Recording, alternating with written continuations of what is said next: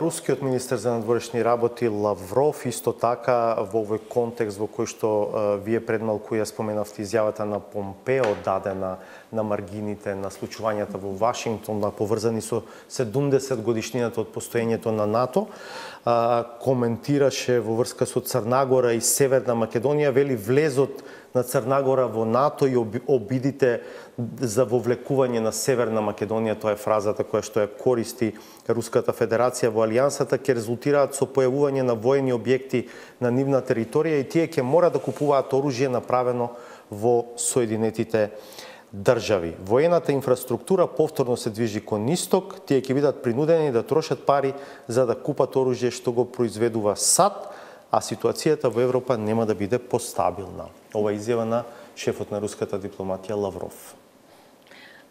Ако ми дозволите да употребам една порелаксирана терминологија, ќе ви кажам дека тоа е како да го прашате навивачот на МЗТ да каже некој добар збор за работнички.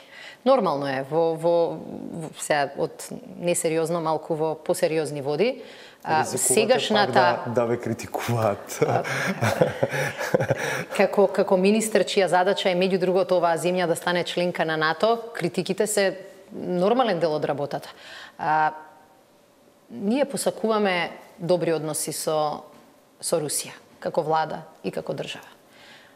Посакуваме и односите помеѓу НАТО и Русија да се подобрат. И тоа е изјава која ќе ја чуете од најголемиот дел од министри на земјите членки на НАТО.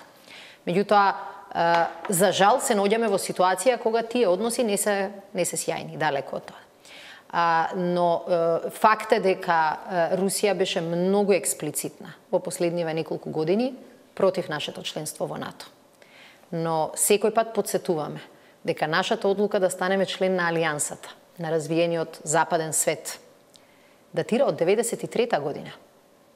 И нема никаква врска со сегашната атмосфера помеѓу Алијансата и Русија. Министерот можел да спомне дека и ние како независна држава досега сме имале не многу купена американска опрема, меѓутоа многу подарена воена американска опрема. Ние и пред членството во НАТО како држава одвојувавме пред амбицијата или пред очекувањето да станеме членка на НАТО со покана во 2008 за одбрана двоевме 2,17% од бруто домашниот производ. Значи 2% не постоеше тогаш како така силен критериум и силен услов. Меѓутоа одбраната чини. И таа чини во мирнодопски услови, чини и во услови кога односите во светот не се најпасивни. Така што мислам дека е тоа една вообичаена изјава која што повеќе е резултат на односите помеѓу Русија и НАТО, отколку што е резултат на состојбите во Македонија, Северна Македонија и Црна Гора.